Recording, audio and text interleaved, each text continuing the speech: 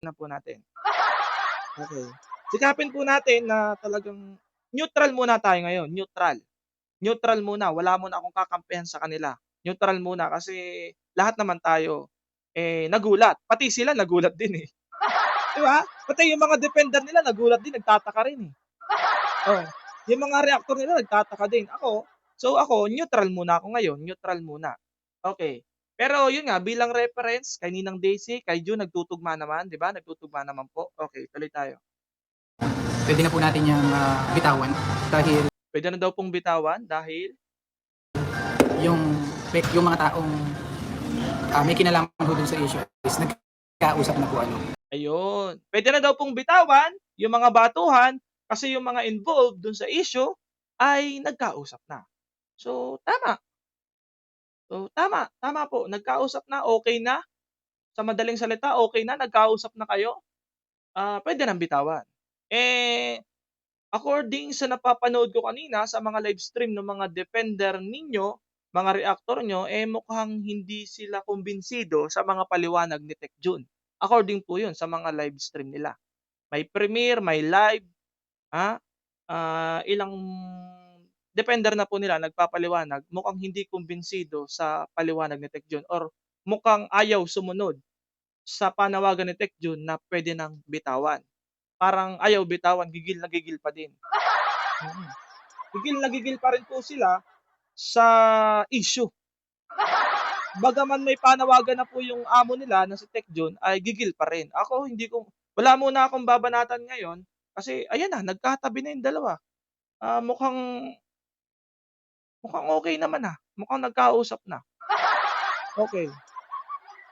And sa totoo lang ano mga kapambira, ang akin pong personal na sentimiente dito, nakita naman po ninyo pinagtanggol ko si Dave. To the point na na-strike pa yung channel ko mga kapambira. At hindi ko po alam kung, makakabalik pa yun pero ang ginagawa ko po ay nagko-complain po ako. So hopefully, makakabalik pa po yun. Yung aking sentimiento, sinakripisyo ko yung, channel ko, yung reputasyon ko para ipagtanggol si Dave and nakita natin siya na nandiyan. Sa unang tingin parang ang sama sa loob pero tinawag tayo para sa kapayapaan, eh. Wala tayong magagawa and saka sabi nga ni June, puwede na pong bitawan, okey? Puwede ng bitawan, nagkasundo na, okey? Nagkasundo na, nagkausap na, okey? Nagkausap na. So, ang masasabi ko po, tingnan natin, obserbahan po natin kung, ah, nag-manifest ba or nag-materialize ba yung kanilang arrangement na ginawa diyan sa live na 'yan. Kasi according diyan, 'yan po ay last live to clarify na stop na yung batuhan ng mga argumento. Stop na yon pamba-bash sa kabilang panig, sa panig ni Dave, sa panig ng Tekram. So, yun po yung purpose niyan. At least ako, nauunawaan ko yung purpose ng live na 'yan. Ewan ko sila baka hindi po nila nauunawaan. Oh, okay maliwanag. Kasi confirm din po kay Ninang Daisy, ang purpose po nung live na 'yan is, ah, para maipaalam sa mga tao na nagkausap na silang dalawa. Okay, tuloy tayo, ha. Bagaman, si Dave may mga sinasabi nung una na hindi siya haharap, pero humarap siya, ah, kasi siyempre tao lang naman tayo,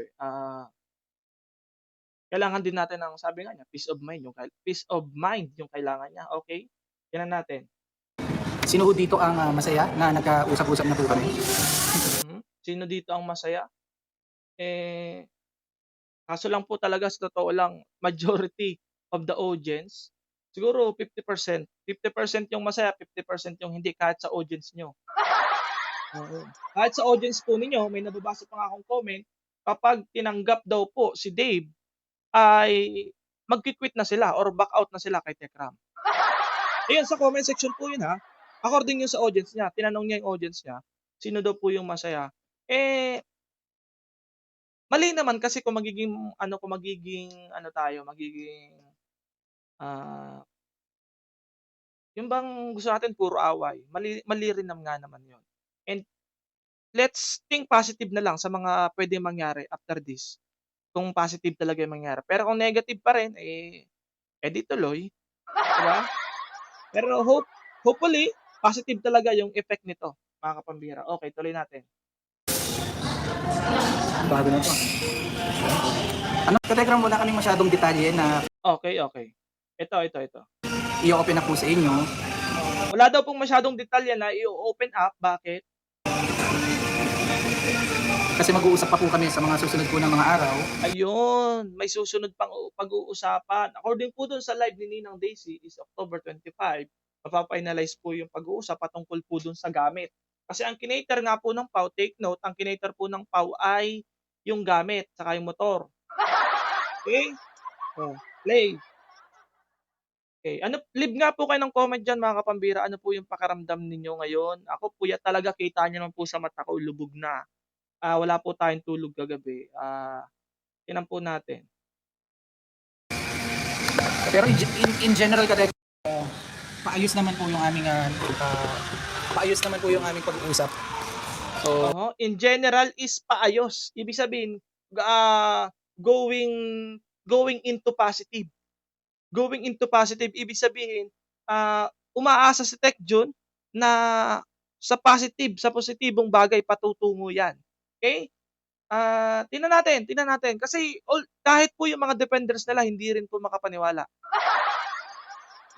Hindi rin po makapaniwala yung mga defenders nila, and kami rin naman, hindi rin kami makapaniwala. So, kung kayo hindi rin makapaniwala, kami rin. Okey, tuloy tayo. hindi lang po pwedeng i-disclose yung mga iba't ibang mga bagay, pero papunta ho tayo sa paganda. Okay? Okey, papunta sa paganda, hindi lang po puwedeng i-disclose or hindi puwedeng pag-usapan dito ng agad-agaran o ano bang Tagalog ng disclose? Hindi puwede niyang tapusin na diyan or ihayag na diyan. Gano'n yata ang ibig sabihin ng disclose ni Tech Jun. Okey, tuloy tayo. Opo, so ayun. Pwede baka it's your turn to talk. So yun, shoutout po agad sa 1,400. Ayan, si Dave na po yung magsasalita. Ito yung honest kong reaksyon na mga kapambihira. Alam niyo naman yung effort natin, alam niyo naman po 'yun.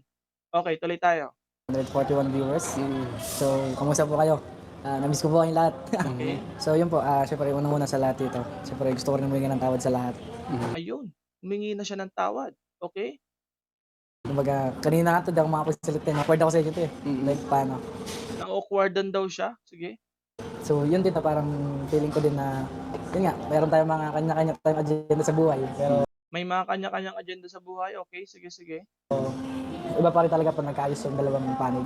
Parang sa Okey, basketball. Pag nag-away kayo, hindi pwedeng hindi kayo magka-appear sa dulo. May tension, pero sabi nga, kahit may tension, kahit naman sabihin ng ibang tao, kung talagang yung both side is willing na mag-ayos, is okay lang din. Diba? okey. At least humingi ng tawad si Dave. Both sides sinasabi niya is willing naman daw magkaayos.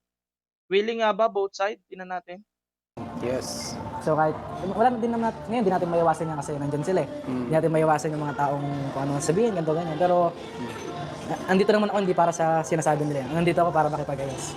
Ayun, si Dave daw ay naandiyan para makipag-ayos, hindi para sa mga sasabihin ng mga tao. Which is good naman, hindi naman siya pagiging man pleaser 'yun. Nandiyan siya para kasi nga gusto nga niya ng peace of mind.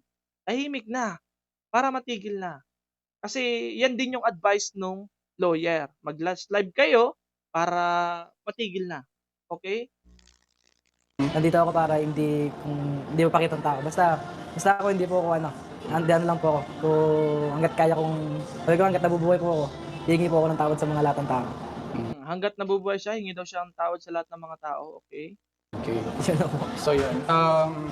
Kumbaga dahil nga po sa nangyari, marami pong mga issue, no? Maraming batuhan at whatsoever. Napakarami talaga, Tech Jun, napakarami, okey? Sobrang dami talaga niyan kasi ang dami niyo, 30 kayo, eh. Oh, sobrang dami po talaga niyan. Pasensya na Tech Jun kung nagagalitan kita. Hindi ko naman intensyon 'yun. Wala naman akong intensyon na ano, nadadamay ka lang talaga, nadadamay ka. Ang dami-dami niyo, eh, tapos nangi-strike ka pa. Hmm. Eh, tulad ko naman, talagang buwis-buhay lang naman ako nagtatanggol dito sa pamangkin mo. Oo, eh, huwag ka na magalit sa'kin. Eh, kung nagkaayos na kayo, eh, mas lalo naman siguro na baka, ano, tanggalin mo na yung galit mo sa'kin. Eh, kasi sa totoo lang naman, eh, sabi sabi niyo nga, into positive yung pag-uusap at sa positive papunta, tingnan natin. So Pero ako po, ah, pinapakinggan ko yung side nila. So, into positive, so